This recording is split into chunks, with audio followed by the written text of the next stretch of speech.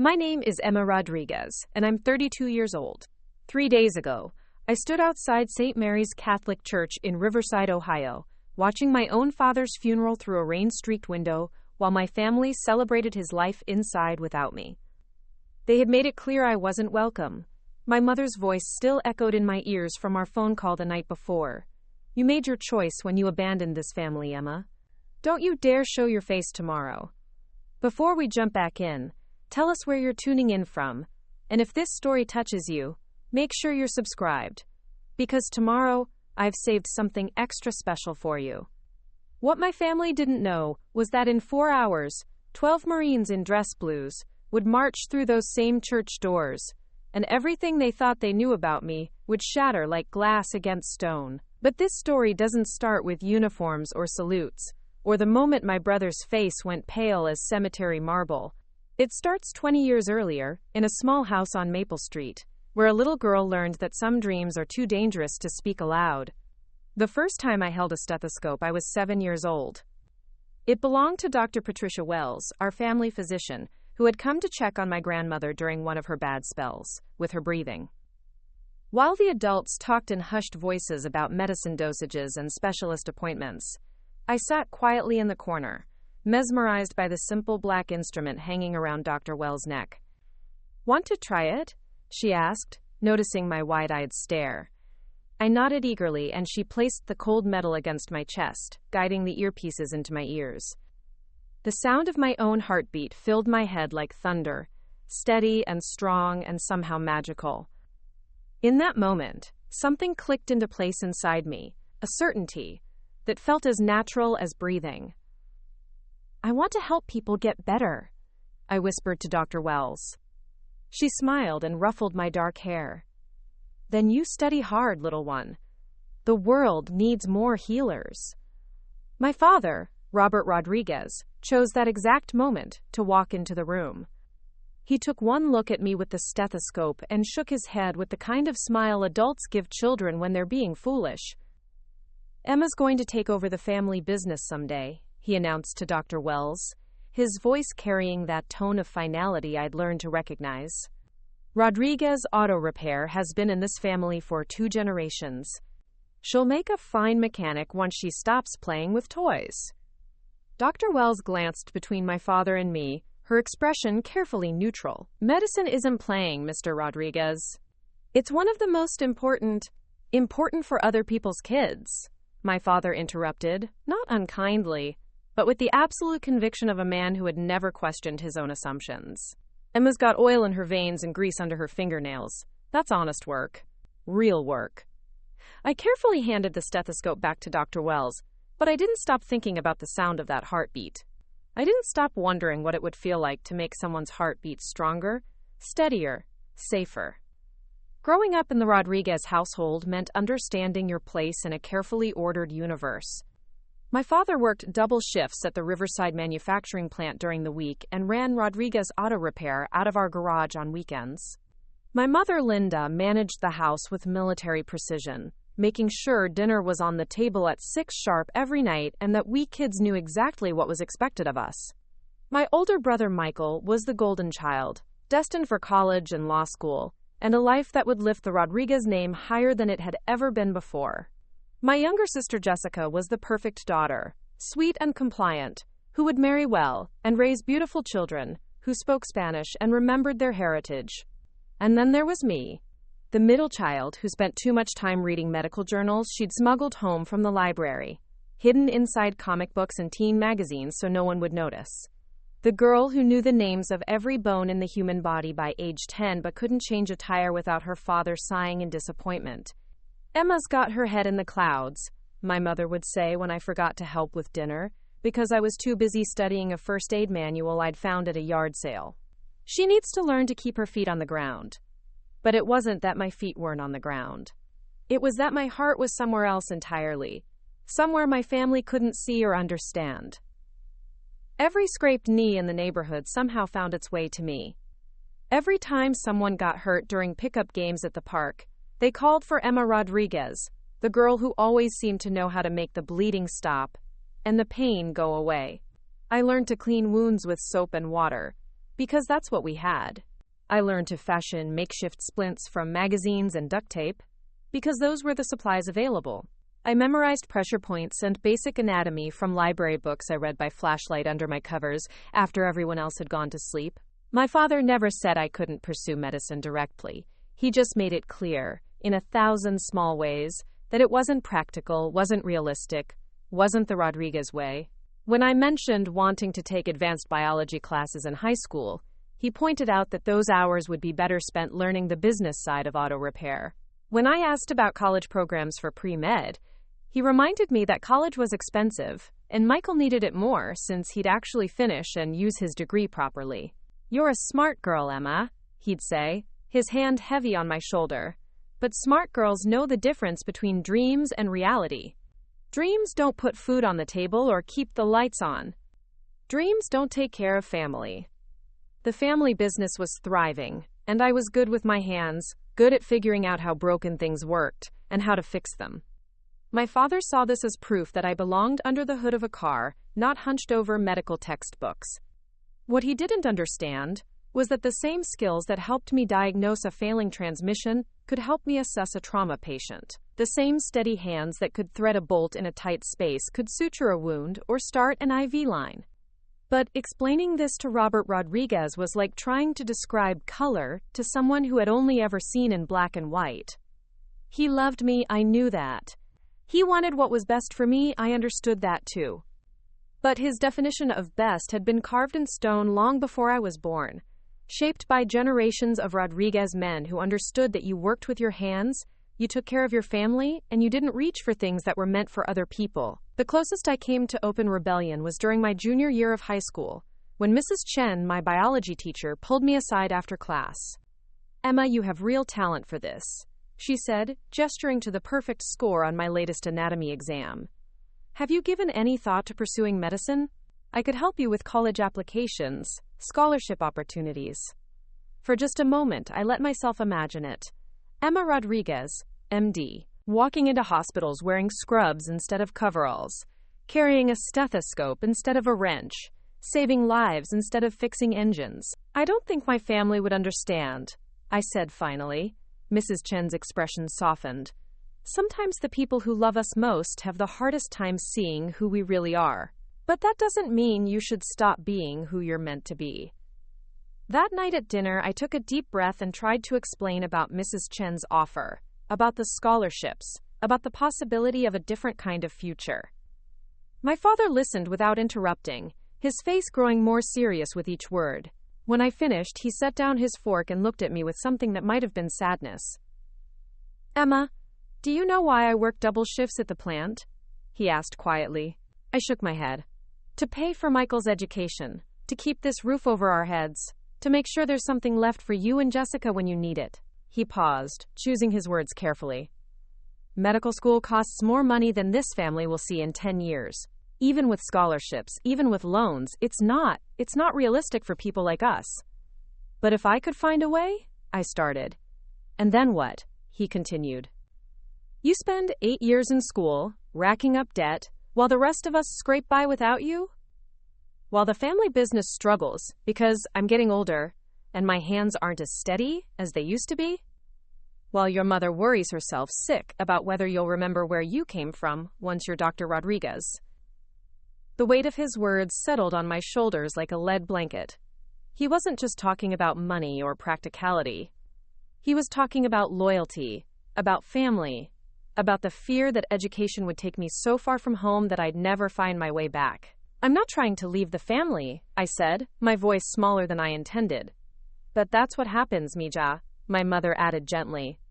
"That's what those schools do. They fill your head with ideas about being better than where you came from, better than the people who raised you." I wanted to argue, wanted to explain that helping people didn't mean abandoning family, that being a doctor could be another way of serving something bigger than myself. But I was 17 years old, and they were my parents, and they knew about the world in ways I didn't yet understand. So I let Mrs. Chen's offer slip away like water through my fingers. I took business classes instead of advanced sciences. I spent my senior year learning inventory management and customer relations and small business accounting, preparing for a future that felt like wearing someone else's clothes. But I never stopped studying medicine on my own. I never stopped carrying Band-Aids in my backpack or being the first person people called when someone got hurt. I never stopped listening to that heartbeat I'd heard through Dr. Wells' stethoscope all those years ago, steady and strong and calling me towards something my family couldn't see. The day after high school graduation, my father handed me the keys to the shop. "It's yours now, Emma," he said with pride that felt genuine and complicated all at once. "Rodriguez Auto Repair, 3rd generation. Your grandfather would be proud." I held those keys in my palm, feeling their weight, understanding that they represented security and tradition, and my father's love for me. I also understood that accepting them meant closing a door that might never open again. "Thank you, Papa," I said, and I meant it, even as something inside my chest cracked like an egg. For 3 years, I was a dutiful daughter. I ran the shop during the day and took business classes at the community college at night. I learned to rebuild engines and balance books and deal with customers who thought they could intimidate a young woman into giving them a better price. Preparing and narrating this story took us a lot of time, so if you are enjoying it, subscribe to our channel. It means a lot to us. Now back to the story. I was good at it, competent and reliable, everything my father had hoped I would be. But late at night, when the shop was closed and the family was asleep, I still read medical journals on my laptop. I still practiced bandaging techniques on myself and memorized symptoms and treatments for conditions I'd never seen in person. I still dreamed of walking into an emergency room and knowing exactly what to do to save someone's life. The turning point came on a Tuesday in October when I was 21 years old. Mrs. Thompson, our elderly neighbor, had fallen in her garden and was bleeding badly from a gash on her forehead. Her husband called 911. But the ambulance was going to take 20 minutes to arrive, and Mrs. Thompson was going into shock. I was the one who stopped the bleeding with direct pressure and elevation. I was the one who recognized the signs of a potential concussion and kept her talking and alert until the paramedics arrived. I was the one who probably saved her life with skills I'd taught myself from stolen hours of study and practice. As I watched the ambulance drive away, Mrs. Thompson, stable and conscious, I felt something click into place inside me that had been waiting 21 years to be acknowledged. This was who I was. This was what I was meant to do. And no amount of family expectation or financial pressure or fear of disappointing people could change that fundamental truth. That night, I sat at my kitchen table with a laptop and a notebook and researched every possible path into military medicine I could find. The armed forces offered medical training, education benefits, and a way to serve that my family might be able to understand, even if they couldn't fully support it. 2 weeks later, I walked into the military recruiting station in downtown Riverside and changed the entire trajectory of my life. But I didn't tell my family right away. I couldn't, because I knew that the moment I spoke those words aloud, the moment I admitted that I was choosing a different path, everything would change between us, in ways that might never be fixable. Instead, I spent my last few weeks at home memorizing the sound of my mother's laughter at dinner, the way my father hummed while he worked on particularly challenging repairs, the easy rhythm of a family that still believed we all wanted the same things. I was wrong about a lot of things in those days, but I was right about one thing. Everything was about to change, and there would be no going back to the quiet girl who fixed cars and kept her dreams locked away like secrets too dangerous to speak. The morning I left for basic training, I woke up before dawn and sat in my childhood bedroom one last time, watching the sunrise paint the walls the same golden color I'd seen every morning for 21 years. My duffel bag was packed and hidden in my car trunk, my enlistment papers folded carefully in my jacket pocket like a secret that could either save me or destroy everything I'd ever known. I had told my family I was taking a business trip to Columbus to meet with potential suppliers for the shop. The lie tasted bitter in my mouth, but it was easier than explaining that I was about to disappear into a world they'd never understand, pursuing dreams they'd already mourned and buried years ago. My mother made me breakfast that morning, scrambling eggs the way she had since I was small, with just a touch of cumin and fresh cilantro from her garden. She packed extra food for my trip, fussing over me in the gentle way that always made my chest tight with love and guilt. "Drive carefully, Misha," she said, kissing my forehead like I was still 7 years old. Call when you get there." I promised I would, knowing that the call would come from a payphone at Paris Island, South Carolina, and that by then, everything would be different. My father was already at the shop when I left, the sound of his tools echoing through the morning air like a familiar song. I almost went to say goodbye, almost walked through those bay doors and told him the truth about who I was and what I needed to become. But I was afraid he'd try to stop me, and I was even more afraid that he might succeed. Instead, I drove away from Maple Street with the taste of my mother's breakfast still in my mouth and the weight of unspoken words heavy in my chest. Basic training at Paris Island was like being broken down to your component parts and rebuilt into something stronger, sharper, more focused. The physical demands were brutal, but I had been working with my hands my entire life, and my body adapted faster than I expected. The mental challenges were different, pushing me to think strategically, to work as part of a team, to follow orders without question while still maintaining the judgment to act when leadership wasn't available. But it was the medical training that made everything else worthwhile. For the first time in my life, I was learning skills that felt like coming home to myself. Combat medicine was immediate, practical, life-or-death decision-making that combined everything I'd ever been good at with everything I'd ever dreamed of doing. "Rodriguez!" Sergeant Martinez barked during one particularly intense field exercise. "Your buddy's bleeding out from a leg wound. What's your assessment?"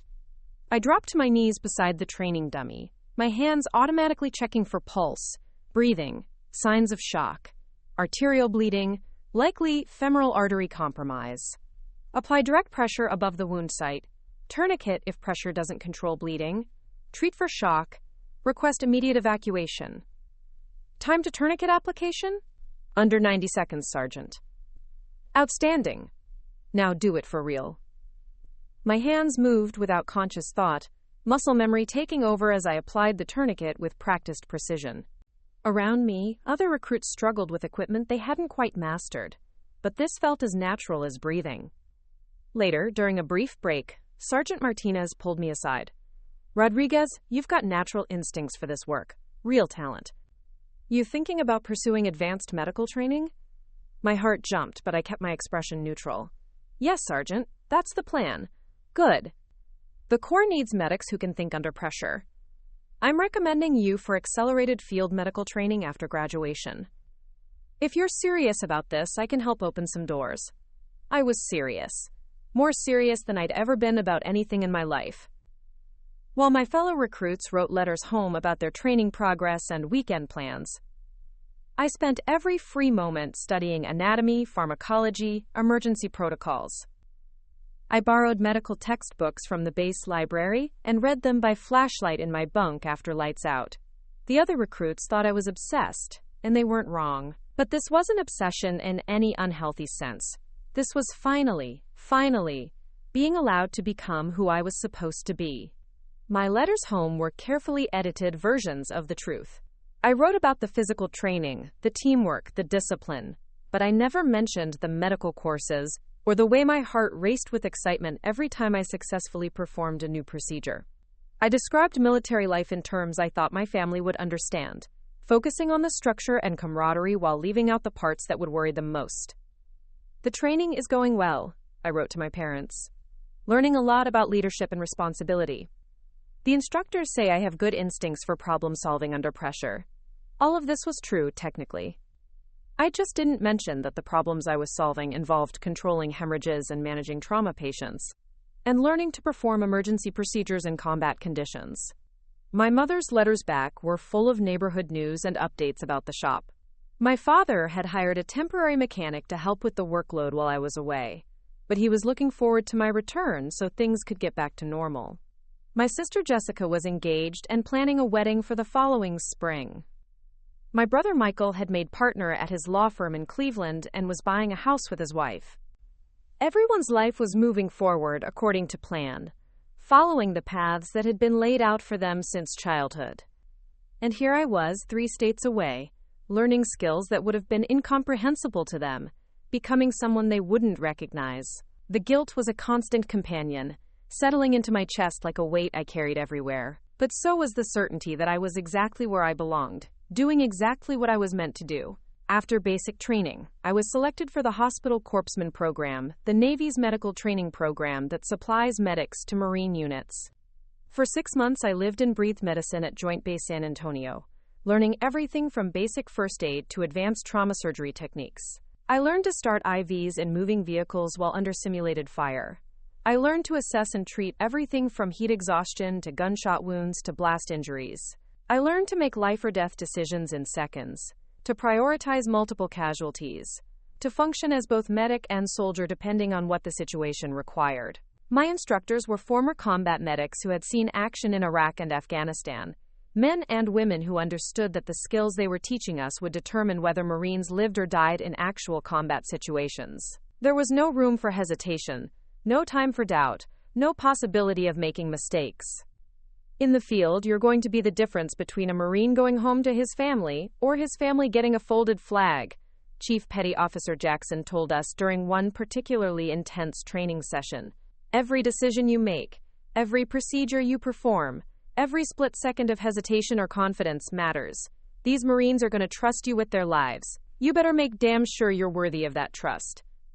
I carried those words with me through every exercise, every exam, every practical demonstration. When I graduated from Hospital Corpsman School, I was ranked 3rd in my class and had been selected for additional training in advanced emergency medicine. But the real test came when I received my first duty assignment, Fleet Marine Force, Camp Pendleton, California, attached to the 1st Marine Expeditionary Force. I would be deploying to Afghanistan within 6 months.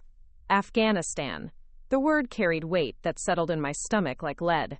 This wasn't training anymore, wasn't simulation or practice. This was real as anything could be, and suddenly the distance between the girl who had fixed cars in Riverside, Ohio, and the Navy corpsman who would be responsible for keeping Marines alive in combat felt impossibly vast. I called home that night for the first time in weeks, my hands shaking as I dialed the familiar number. Emma! My mother's voice was bright with joy and relief. Misha, we've missed hearing from you.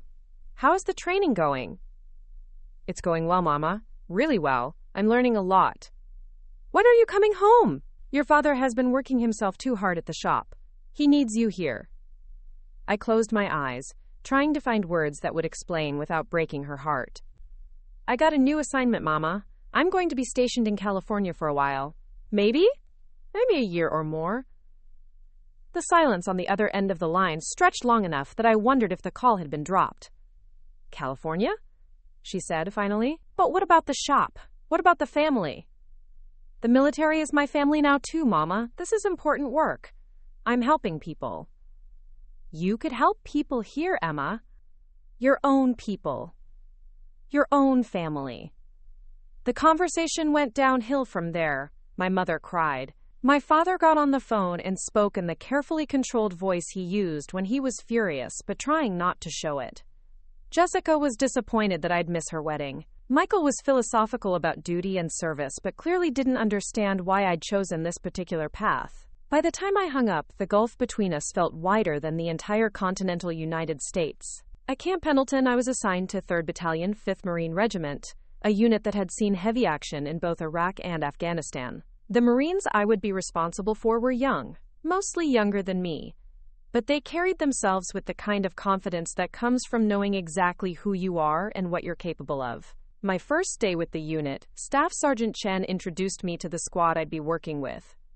Marines, this is Doc Rodriguez. She's going to be keeping your sorry asses alive when we deploy. Show her the respect she's earned and listen when she talks, because what she knows might be the difference between coming home and not coming home. The title Doc was both an honor and a responsibility I'd never fully understood until that moment. To these Marines, I wasn't Emma Rodriguez from Riverside, Ohio, who had disappointed her family by choosing the wrong career. I was Doc, the person they would turn to when everything went wrong, when the bullets were flying and the blood was flowing, and someone needed to make the impossible decision about who could be saved and who couldn't. The pre-deployment training was the most intense experience of my life. We practiced medical scenarios in simulated combat environments, working together until every Marine knew exactly what to do when someone was wounded. I learned to communicate in the shorthand of emergency medicine, calling out assessments and instructions while moving through hostile terrain. But more than that, I learned about the bonds that form between people who trust each other with their lives. These Marines weren't just patients I might have to treat someday. They were my brothers, my family, in a way that was deeper and more immediate than anything I'd experienced growing up. Lance Corporal Johnson was 19 years old, from a farm in Kansas, who joined the Marines to see the world and serve his country. He called his girlfriend every Sunday and carried her picture in his helmet. Corporal Davis was a 22-year-old from Detroit, who had 2 little sisters and sent half his paycheck home every month to help with their school expenses. He could field strip and reassemble his rifle faster than anyone I'd ever seen. Private First Class Martinez was barely 18, so young that he still got excited about getting mail from home. His mother packed his care packages with homemade cookies and pictures drawn by his nieces and nephews. These weren't statistics or casualties or abstract concepts of service and sacrifice. These were real people with families and dreams and futures that would depend in part on my ability to keep them alive when everything went wrong. 2 weeks before deployment, I called home again. This time, I tried to explain what I was doing in terms my family might understand. I'm like a mechanic, Papa, but for people instead of cars. When something breaks, I fix it. When someone's hurt, I help them get better so they can go home to their families. My father was quiet for a long time.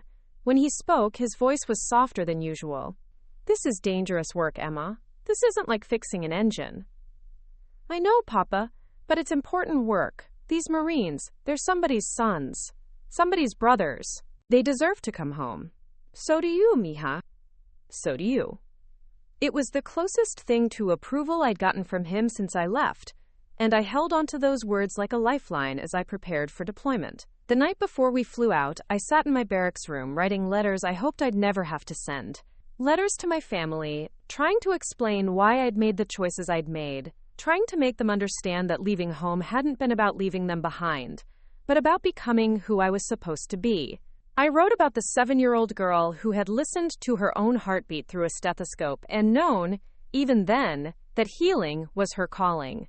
I wrote about the years of studying in secret, the medical journals hidden in comic books, the first aid supplies I'd collected and practiced with in the quiet hours after everyone else was asleep.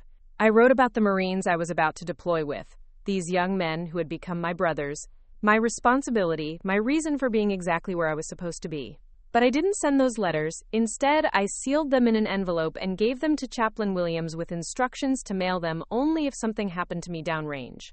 Because some truths are too big to speak while you're still living them. Some explanations can only be understood after the story is finished, after the choices have been made and the consequences have played out, and there's nothing left to do but hope that love is stronger than disappointment, that understanding can bridge even the widest gaps, that families can learn to see their children as they really are instead of as they wished they would be. The transport plane that carried us to Afghanistan was loud and uncomfortable, filled with Marines who covered their nervousness with jokes and bravado. I sat quietly, my medical kit checked and rechecked, my mind running through every procedure I'd learned, every scenario I'd trained for. Somewhere over the Atlantic Ocean, at 30,000 feet above a world that seemed impossibly far from Riverside, Ohio, I realized that I was no longer afraid of disappointing my family. I was afraid of letting down the Marines who were counting on me, of not being good enough or fast enough or smart enough when it mattered most. But I was also more certain than I'd ever been that this was where I belonged, doing work that mattered in ways that went beyond family expectations or traditional definitions of success. The girl who had once hidden medical textbooks inside comic books was gone. In her place was a Navy corpsman, carrying the title Doc like a sacred trust, ready to prove that some dreams are worth the risk, worth the sacrifice, worth the distance between who you used to be and who you were always meant to become. The heat in Helmand Province hit like a physical wall the moment we stepped off the transport helicopter. It was a dry, suffocating heat that seemed to suck moisture from your lungs and turn your uniform into a furnace within minutes. The landscape stretched endlessly in shades of brown and tan, broken only by the occasional cluster of mud brick buildings or the green ribbon of an irrigation canal. Forward Operating Base Chapman was our home for the next 7 months, a collection of concrete barriers, prefabricated buildings, and razor wire carved out of hostile territory.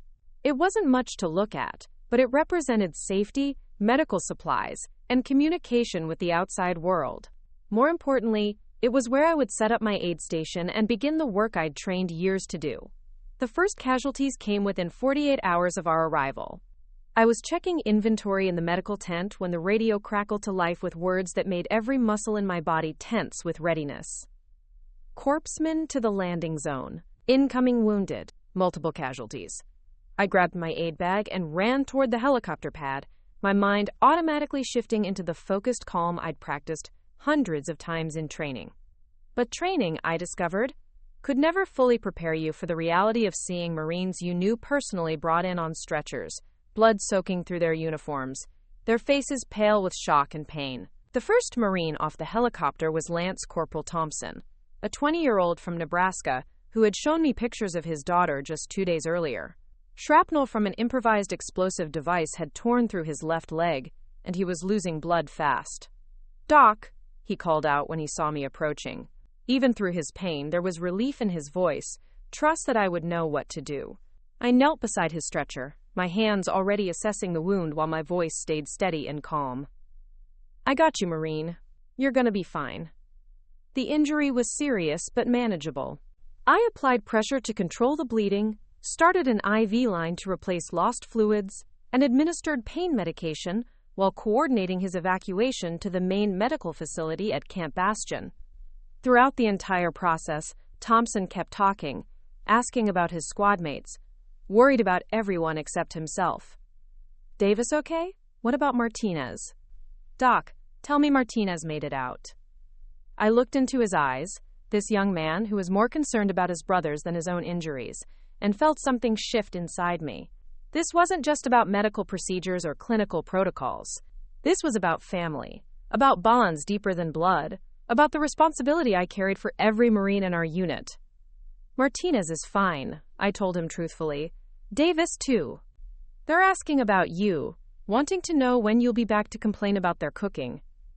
Thompson managed a weak smile before the helicopter lifted off, carrying him to safety and recovery. That was my first save in combat, but it wouldn't be my last. Over the following months, our unit was involved in almost constant operations, patrolling villages, clearing roadside bombs, providing security for convoy routes. The Taliban presence in our area was heavy, and contact with enemy forces was frequent and intense. Each mission brought new challenges, new tests of everything I'd learned. I treated gunshot wounds in the middle of firefights, performed emergency surgery by flashlight in abandoned buildings, coordinated medical evacuations while under mortar attack. I learned to work with whatever supplies were available, to improvise solutions when standard procedures weren't possible, to make life-or-death decisions in seconds while bullets cracked overhead.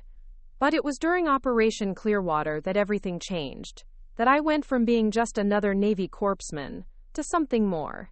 Intelligence had identified a Taliban stronghold in a village 12 kilometers from our base.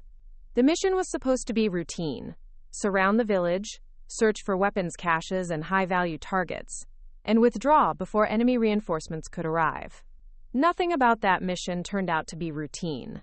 We entered the village at dawn, 3 squads working in coordinated sweeps through narrow streets lined with ancient buildings. I was with the middle squad, positioned to provide medical support wherever it was needed most. The ambush came from 3 directions simultaneously. Taliban fighters had prepared positions in the upper floors of buildings surrounding the village center. When our lead squad reached the main marketplace, the world erupted in automatic weapons fire, rocket-propelled grenades, and the distinctive crack of sniper rounds. Within seconds, we had Marines down in multiple locations. Doc, we need you over here." The call came from Sergeant Williams, his voice tight with urgency. I sprinted across 50 meters of open ground while bullets snapped through the air around me, reaching a position where 2 Marines lay wounded behind inadequate cover. Private First Class Garcia had taken a round through his shoulder that had nicked an artery. He was conscious but losing blood rapidly. Corporal Stevens had been hit in the abdomen and was showing signs of internal bleeding. I had to make a choice: who to treat first, knowing that my decision might determine who lived and who died. Garcia's wound was dramatic, blood pumping steadily from the damaged artery, but it was something I could control with direct pressure and proper positioning. Stephen's injury was less visible, but potentially more fatal internal damage that would require surgical intervention I couldn't provide in the field. In that moment, with gunfire echoing off stone walls and the smell of cordite thick in the air, I made the kind of decision that defines what it means to be a combat medic. I treated them both. Working with an efficiency born of desperation and training, I applied a pressure bandage and tourniquet to Garcia's shoulder, while simultaneously starting an IV line on Stevens and administering medications to stabilize his blood pressure. I called for evacuation while continuing to monitor both Marines, adjusting treatments as their conditions changed. But the helicopter couldn't land. Enemy fire was too intense, and we were pinned down in a position with no clear extraction route. That's when Staff Sergeant Chen made the call that would define the rest of the mission. We were going to fight our way out, carrying our wounded with us. For the next 3 hours, our unit conducted a fighting withdrawal through hostile territory, moving from building to building while under constant enemy fire. I provided medical care on the move, treating new casualties as they occurred while monitoring the Marines I'd already worked on. Garcia remains stable, the tourniquet holding his bleeding in check. Stevens was more challenging, requiring constant assessment and adjustment of his IV medications to keep his blood pressure from dropping into dangerous territory. But they weren't the only ones who needed help. During the withdrawal, Lance Corporal Martinez took shrapnel in both legs from a rocket-propelled grenade that exploded against a wall 10 feet from our position. Private Johnson suffered a concussion and possible traumatic brain injury when a mortar round knocked him unconscious. Corporal Davis dislocated his shoulder diving for cover, but insisted he could still fight. I was treating multiple casualties simultaneously while moving through a combat environment, making medical decisions under conditions that would have been unthinkable in any civilian setting. By the time we reached the extraction point, I had successfully treated 7 wounded Marines, keeping them all alive and stable until we could get them to proper medical facilities. Not one Marine in our unit was lost that day, despite facing overwhelming enemy forces in a coordinated ambush. The after-action report would later describe Operation Clearwater as a, quote, tactical success despite significant enemy contact, but the Marines in our unit knew the real story. They knew that the reason everyone came home was because their doc had performed miracles under fire. Word of what happened during Operation Clearwater spread through the entire battalion. Suddenly, I wasn't just another Navy corpsman attached to a Marine unit. I was Doc Rodriguez, the medic who could keep you alive no matter how bad things got. The one who never gave up on a Marine. The one who performed battlefield medicine like an art form. But success in combat came with a price that I hadn't fully anticipated. The stress of making life-or-death decisions under extreme conditions began to accumulate like silt in a river, gradually changing the shape of everything it touched. I started having trouble sleeping, my mind replaying each medical emergency, analyzing every decision, wondering if I could have done something better, faster, more effectively. I stopped calling home as frequently, partly because of operational security restrictions, but mostly because I couldn't figure out how to explain what I was experiencing to people who had never seen combat, never held someone's life in their hands while explosions shook the ground beneath their feet. When I did talk to my family, the conversations felt stilted and artificial. My mother would ask about the weather and whether I was eating enough. My father would inquire about military discipline and whether I was learning useful skills. My siblings shared news about weddings and job promotions and everyday concerns that seemed to belong to a different universe entirely. None of them asked about the work I was actually doing, the Marines I was responsible for, the medical procedures I was performing under conditions that would have challenged experienced emergency room physicians. They couldn't ask because they didn't know, and I couldn't tell them because they wouldn't have understood. The distance between us grew, with each stilted phone call, each carefully edited letter home, each conversation that danced around the reality of what I was experiencing. Meanwhile, my relationship with the Marines in our unit deepened into something that went beyond professional respect. These men trusted me with their lives, literally and completely. When they were wounded, I was the person they called for. When they were afraid, I was the steady voice that reminded them they were going to be okay. When they needed to talk about things they couldn't discuss with anyone else, I was the one who listened. In return, they protected me with a fierceness that was both humbling and overwhelming. During firefights, there was always a Marine positioned to provide cover while I worked on casualties. During long patrols, they made sure I had water and ammunition before they took care of their own needs. During quiet moments, they shared stories about home, dreams about the future, fears about the present. We became a family forged in combat, bound together by shared danger and mutual dependence, in ways that went deeper than blood relationships or childhood connections. But families, I was learning, could be complicated in ways I'd never expected. 3 months into our deployment, I received news that would test every bond I'd formed and every identity I'd constructed for myself. The message came through official channels, marked as urgent personal communication. My father had suffered a heart attack while working at the shop.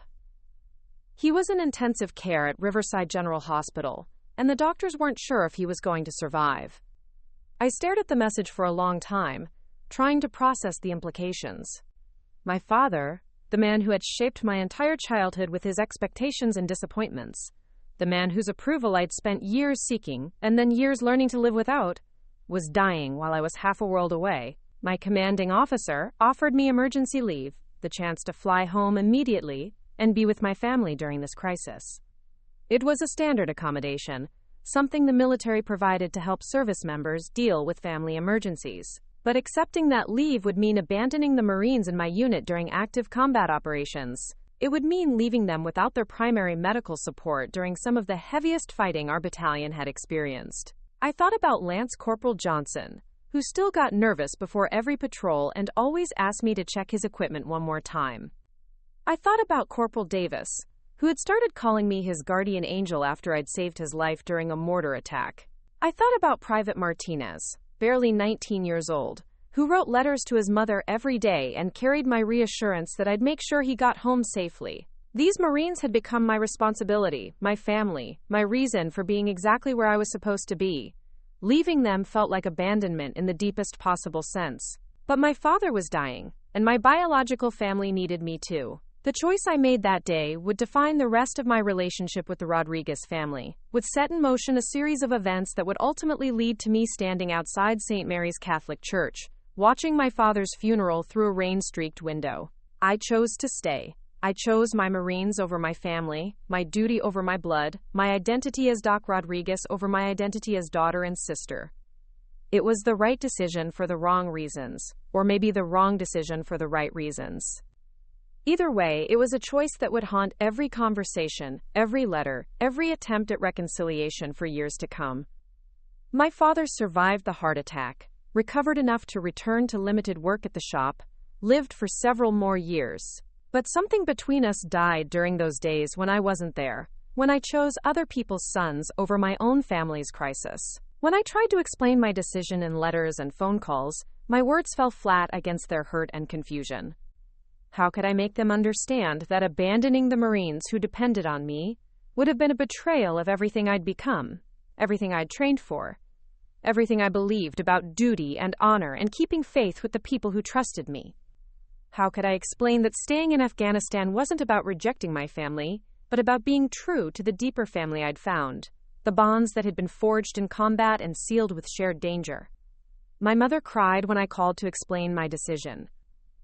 My father, still weak from his surgery, could barely speak, but his silence carried disappointment deeper than any words could have expressed. My siblings were polite but distant, clearly struggling to understand how military service could take precedence over family loyalty. The Marines in my unit never knew about the choice I'd made, never knew that staying with them had cost me something precious and irreplaceable in my relationship with my biological family. They just knew that Doc Rodriguez was still there when they needed her, still ready to risk everything to bring them home safely. But I knew, and I carried that knowledge like a weight that settled deeper into my chest with each passing day, each successful medical intervention, each Marine I managed to save. By the time our deployment ended and we returned to Camp Pendleton, I had treated more than 40 combat casualties, performed dozens of emergency medical procedures under fire, and earned a reputation as one of the most skilled and reliable combat medics in the battalion. I had also created a gulf between myself and my family that felt unbridgeable, a distance measured not in miles but in choices, priorities, and competing definitions of loyalty and love. The girl who had once hidden medical textbooks inside comic books was completely gone now, replaced by a Navy corpsman who had proven herself under the most extreme conditions imaginable. But that transformation had come at a price that I was only beginning to understand, a cost that would continue accumulating for years to come, ultimately leading to a moment when my own family would ban me from my father's funeral. Because some choices, once made, reshape everything that comes after. Some distances, once created, become impossible to bridge. And some truths, once spoken through action rather than words, echo forward through time in ways that can never be undone. The years after Afghanistan passed like pages in a book I couldn't close. I returned to civilian life, carrying invisible wounds that had nothing to do with enemy fire and everything to do with the choices I'd made, the bridges I'd burned, the family I'd lost in the process of finding myself. I settled in San Diego, working as an emergency room technician at a trauma center that served both civilian and military populations.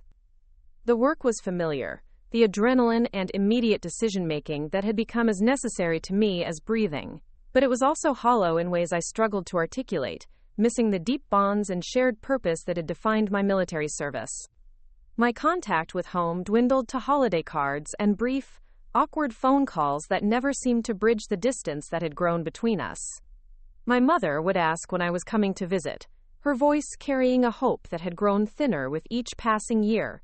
My father rarely got on the phone anymore, and when he did, our conversations were stilted exchanges about weather and work that carefully avoided any topic that might lead to uncomfortable truths. Jessica had her wedding without me in attendance. Michael bought his dream house and had his first child, a daughter he named Isabella, whose first steps and first words I learned about through photographs sent weeks after the fact. The Rodriguez family continued their lives, adapting to my absence the way water flows around a stone, eventually wearing smooth the rough edges where I used to fit. I told myself this was the natural consequence of the choices I'd made, the price of becoming who I was meant to be instead of who they wanted me to be. I threw myself into work, took extra shifts, volunteered for the most challenging cases, built a reputation as someone who could handle anything the emergency room could throw at me.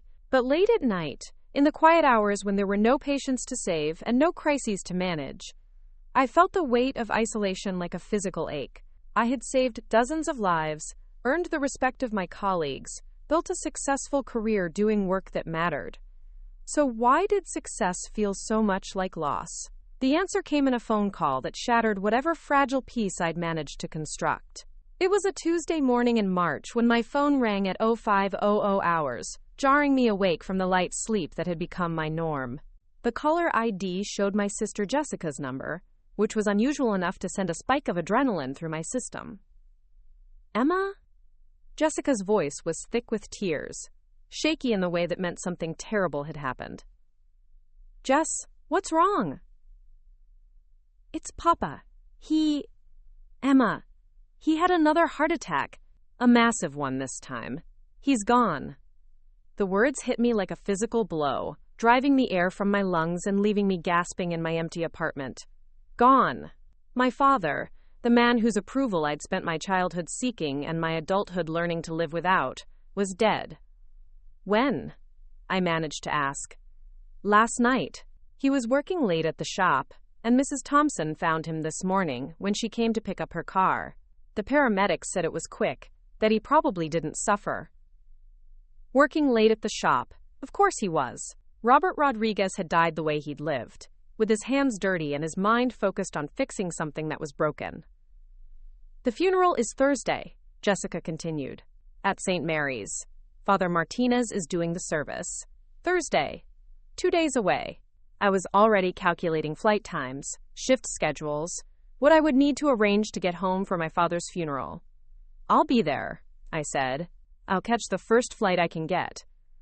There was a long pause on the other end of the line, long enough that I wondered if the call had been dropped. Emma? Jessica said finally, her voice careful and controlled in a way that made my stomach clench with foreboding. Mama doesn't think that's a good idea. What do you mean? She's still hurt, Emma. About Papa's first heart attack. About you not coming home. About all the years since then. She says she can't handle having you there. Not while she's trying to grieve. The words felt surreal, impossible to process. My own mother was telling me not to come to my father's funeral. Jessica, he's my father too. I have a right to be there, to say goodbye. I know. I tried to tell her that. But she's not thinking clearly right now, and Michael agrees with her. He says your being there would just cause drama, would take attention away from honoring Papa's memory. Michael, my successful lawyer brother who had always been better at reading family politics than I was, who understood the unspoken rules and boundaries that I'd never quite mastered. What about you? I asked. What do you think? Another pause, and when Jessica spoke again, her voice was small and sad. I think Papa would have wanted you there, but I also think having you there might tear this family apart completely, and I don't know if we can survive that right now. I sat in my apartment 3,000 miles from home, trying to process the reality that my own family was banning me from my father's funeral, the same family I'd tried to protect by serving my country, by becoming someone they could be proud of, by sacrificing my own comfort and safety to defend the freedoms they took for granted. Emma, are you still there? I'm here. I'm sorry. I'm so sorry it's like this. I wish things were different. So do I said, and hung up before the tears that had been building in my chest could make their way to my voice.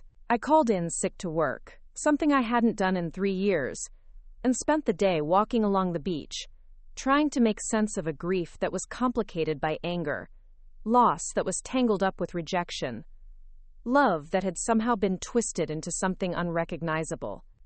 My father was dead, and I wouldn't be at his funeral. The man who had raised me, who had taught me to work with my hands and take pride in honest labor, who had loved me in his limited, flawed way, would be buried without his middle daughter there to say goodbye. But I was also angry, furious in a way that surprised me with its intensity, angry at my mother for choosing sides in a conflict that should never have existed, angry at my siblings for going along with her decision instead of fighting for what was right, angry at my father for dying before we could find a way to bridge the distance between us, before we could have the conversation that might have explained everything. Most of all, I was angry at myself for letting it get this far, for choosing silence over honesty, for protecting them from truths they might have been able to handle if I'd given them the chance. That night, I made a decision that would change everything.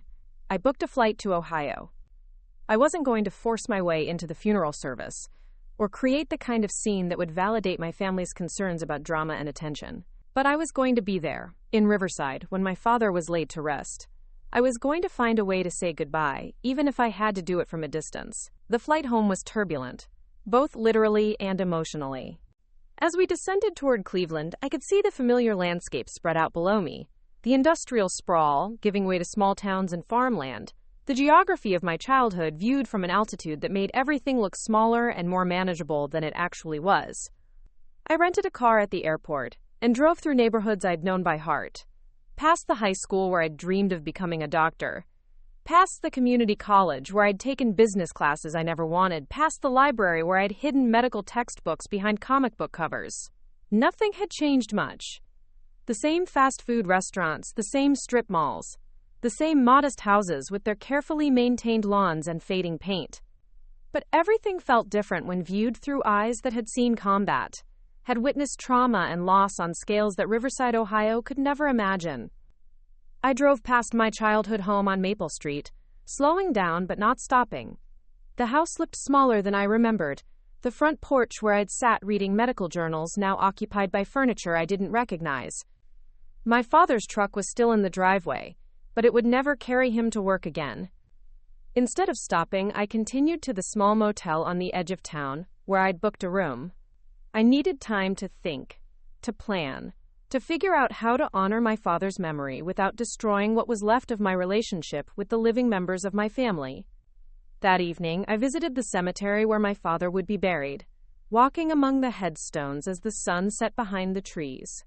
I found the plot that had been purchased years ago, where my grandparents were already resting, where my father would soon join them. I knelt in the grass and tried to have the conversation with him that we'd never managed while he was alive.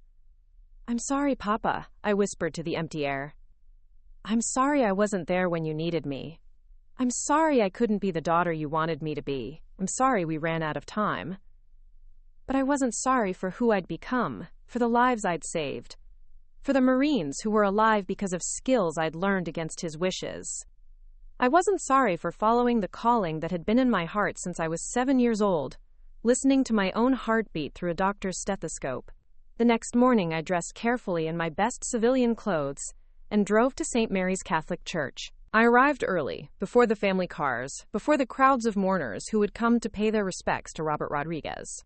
I parked across the street, positioned where I could see the entrance, but remain unnoticed by the people filing into the church. My plan was simple: watch the service from a distance, honor my father's memory in my own way, then return to San Diego without creating the kind of confrontation my family feared. But plans, as I'd learned in the military, rarely survive first contact with reality. At exactly 10 o'clock, the funeral procession arrived. My mother, dressed in black, leaning heavily on Michael's arm. Jessica with her husband and children, all of them looking solemn and lost. Friends and neighbors, many of whom I recognized despite the years that had passed. They filed into the church, and I sat in my rental car, watching through rain-streaked windows as my father's funeral began without me. Father Martinez spoke about Robert Rodriguez as a man of faith and family, someone who had worked hard his entire life to provide for the people he loved. He talked about duty and sacrifice, about the importance of honoring those who had given their lives in service to others. If the irony of those words struck anyone in attendance, they gave no sign of it.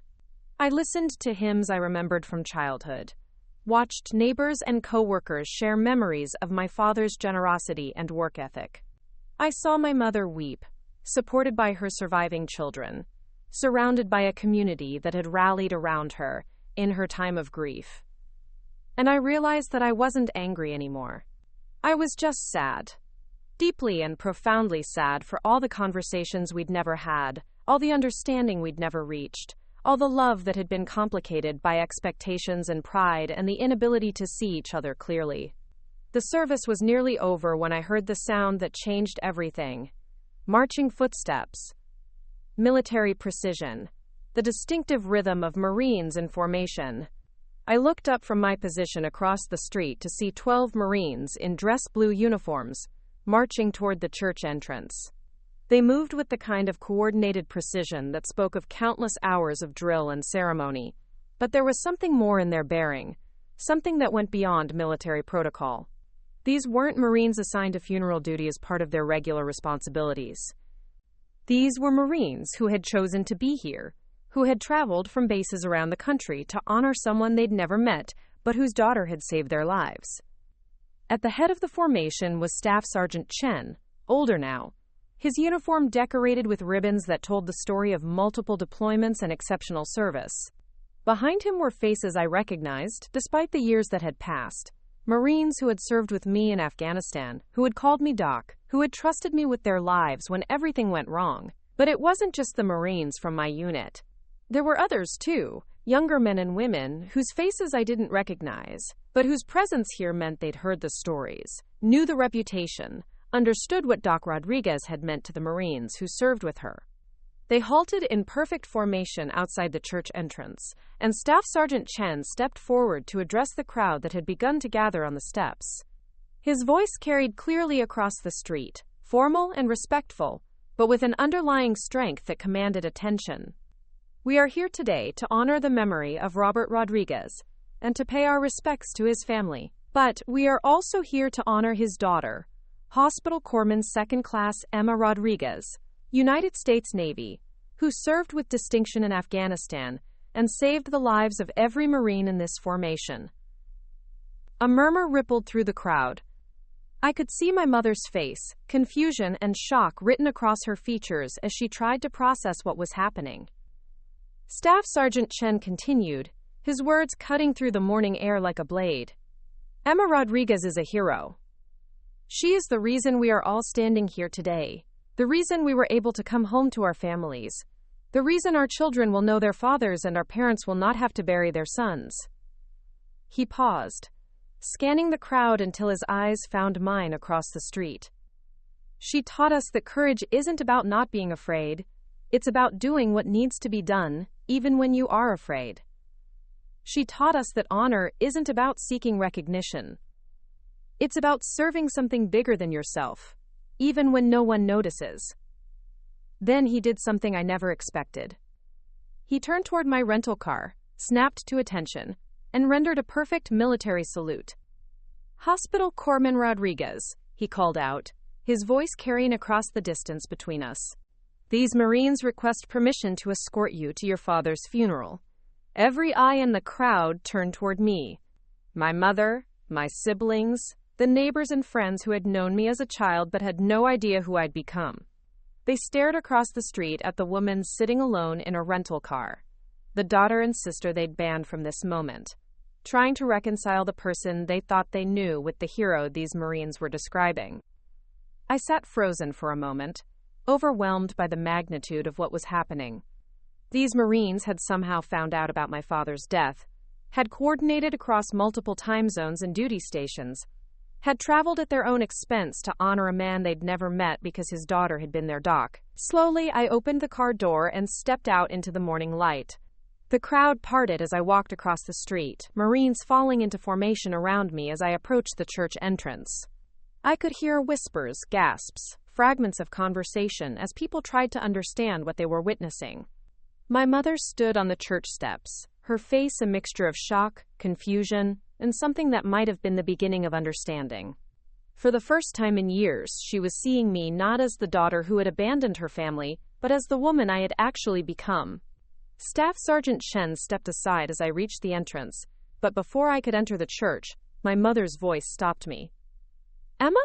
I turned to face her, this woman who had raised me, who had loved me in the only way she knew how, who had tried to protect our family from what she saw as my abandonment. "Mama, these men, they say you saved their lives?"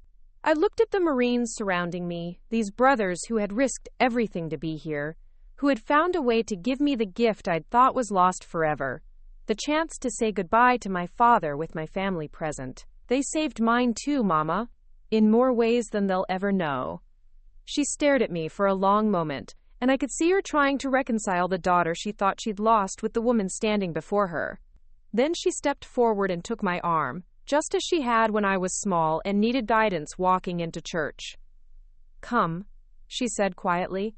"Your father is waiting." Together, we walked into St. Mary's Catholic Church, flanked by 12 Marines in dress blues, to lay Robert Rodriguez to rest with his entire family present, including the daughter, whose calling he'd never understood, but whose courage he would have recognized if he'd been given the chance to see it. Walking into St. Mary's Catholic Church that morning felt like stepping through a doorway between two different lives.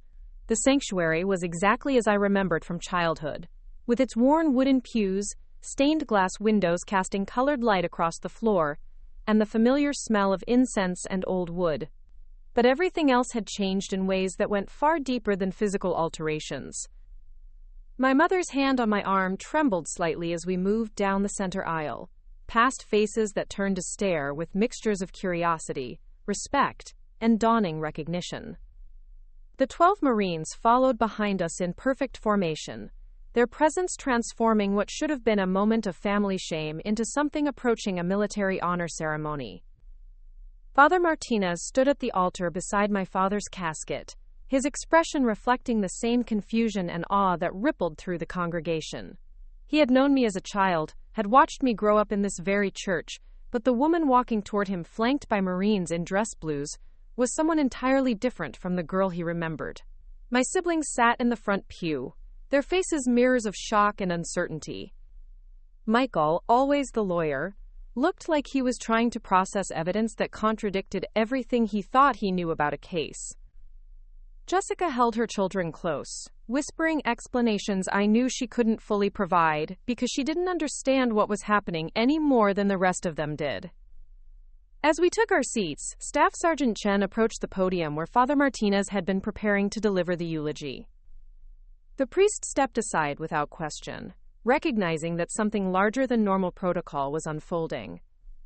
Chen's voice filled the church with the same authority I remembered from Afghanistan, the same steady calm that had kept Marines focused during the worst moments of combat. Robert Rodriguez was a man who understood service, he began, his words carrying to every corner of the sanctuary. He served his family, his community, and his principles with a dedication that shaped everyone around him. What he may not have fully understood was how completely he had passed that spirit of service to his daughter. I felt my mother's hand tighten on mine as Chen continued. Emma Rodriguez enlisted in the United States Navy at age 21 and became a hospital corpsman attached to Marine units.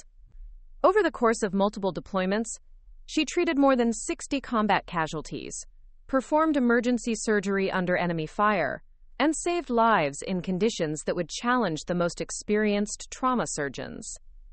The church had grown completely silent, except for Chen's voice, and the occasional rustle of clothing as people leaned forward to hear better.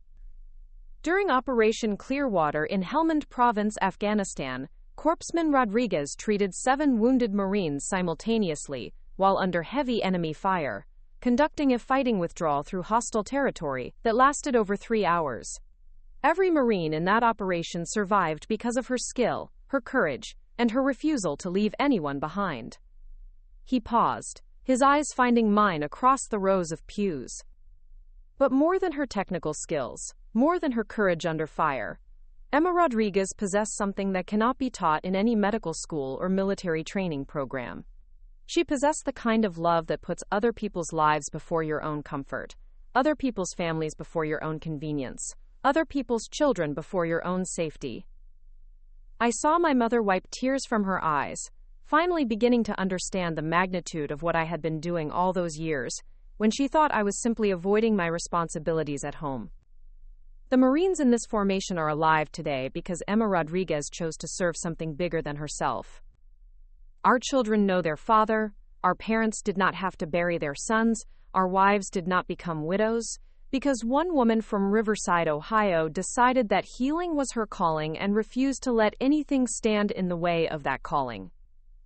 Chen stepped down from the podium and returned to formation, but his words continued to echo in the silence that followed.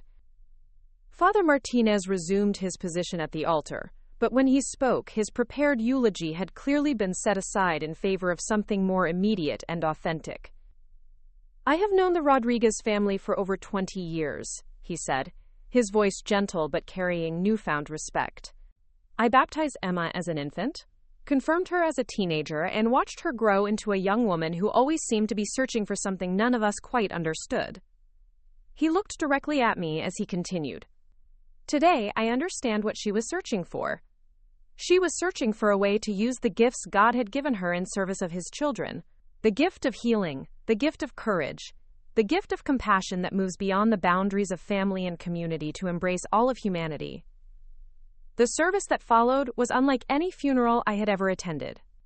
Instead of being solely focused on grief and loss, it became a celebration of service, sacrifice, and the different ways people honor their families and communities.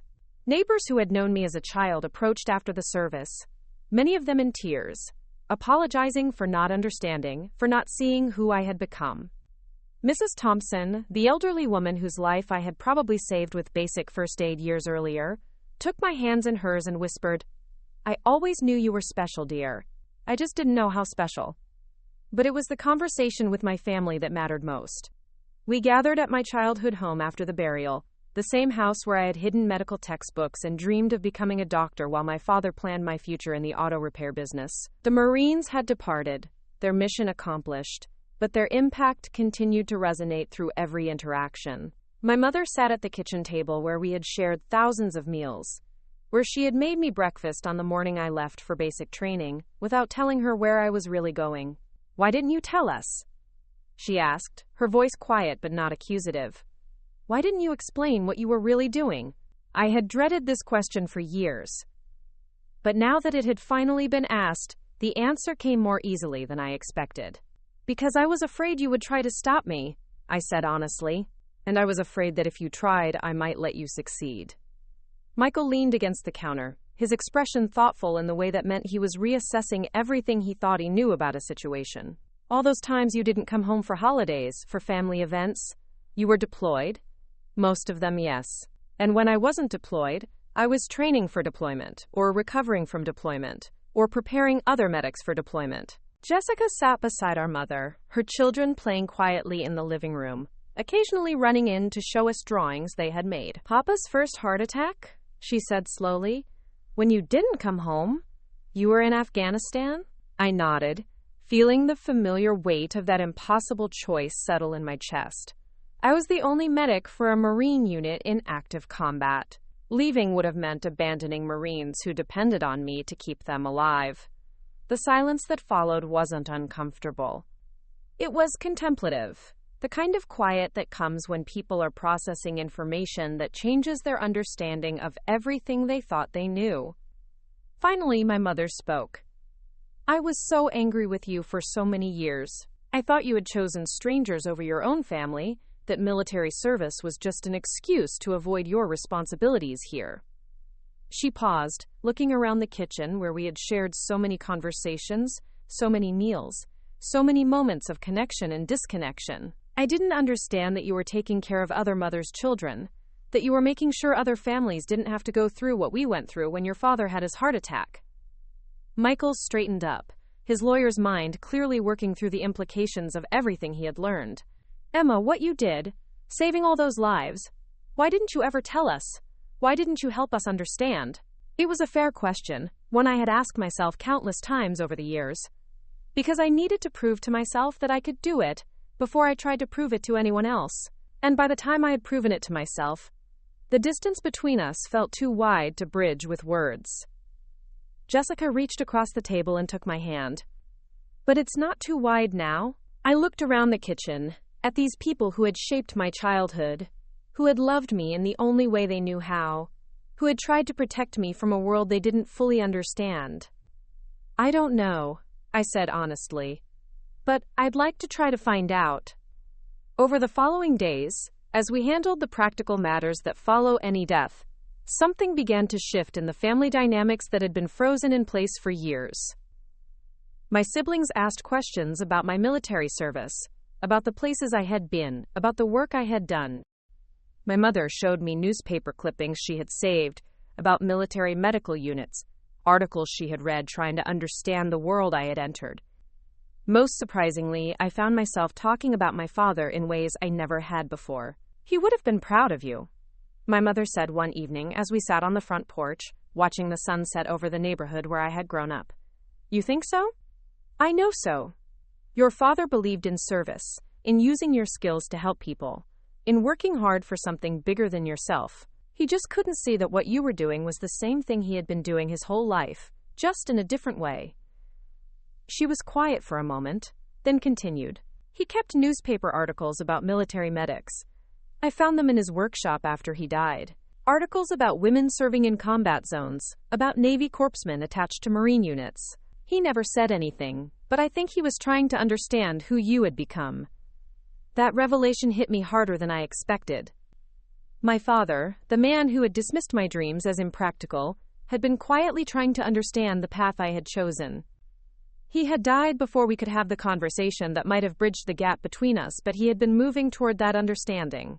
3 days after the funeral, I was scheduled to return to San Diego, to the life I had built 3,000 miles from home. But something had changed in those days of reconnection, something that made the distance feel less permanent and more like a temporary separation. My mother drove me to the airport, the same drive we had taken in reverse when I was 21, and running toward a future I couldn't explain to anyone. Will you call? She asked as we sat in the parking garage, delaying the moment of departure. Yes, I promised. And will you answer? She smiled, the first genuine smile I had seen from her in years. Yes. And maybe you could visit San Diego sometime. See where I live, meet the people I work with. I'd like that, she said, and I knew she meant it. As my plane lifted off from Cleveland, carrying me back to California, I thought about the different kinds of families people build over the course of their lives. The family you're born into, with its complicated love and inherited expectations. The family you choose, forged in shared purpose and mutual trust. The family you create through service, built on the foundation of caring for people you may never see again, but whose lives you touch in profound ways. I had spent years thinking these different families were incompatible, that choosing one meant abandoning the others. But the Marines who had traveled across the country to honor my father had shown me something different. They had shown me that love isn't diminished when it's shared widely, that service to strangers doesn't mean abandonment of family, that being true to your calling can actually be the deepest way of honoring the people who raised you. My father was gone, and there would always be conversations we never had, understanding we never reached. But his funeral had become something none of us expected, not just a goodbye, but a beginning. A chance for his family to finally see each other clearly, to understand that love takes many forms, and that sometimes the greatest gift you can give the people who raised you is to become the person you were meant to be, even when that person is someone they never imagined. The plane banked west toward California, toward the life I had chosen, toward the work that defined me. But for the first time in years, it felt like I was traveling between homes, rather than away from one, carrying connections that distance couldn't break, an understanding that had been paid for with grief, but purchased with grace. I was Emma Rodriguez, daughter of Robert and Linda Rodriguez, sister to Michael and Jessica, doc to Marines who trusted me with their lives, healer to patients who needed someone to stand between them and the darkness. I was all of these things at once, and finally, that felt like enough. The 12 Marines had given me a gift more precious than any medal or commendation. They had given me back my family, not by changing who I was, but by helping them see who I had always been. And in that gift, I found something I hadn't even realized I was looking for. The knowledge that coming home doesn't always mean returning to the place you left, but sometimes means finding the place where all the different parts of yourself can finally coexist in peace. Up next, you've got 2 more standout stories right on your screen. If this one hit the mark, you won't want to pass these up. Just click and check them out.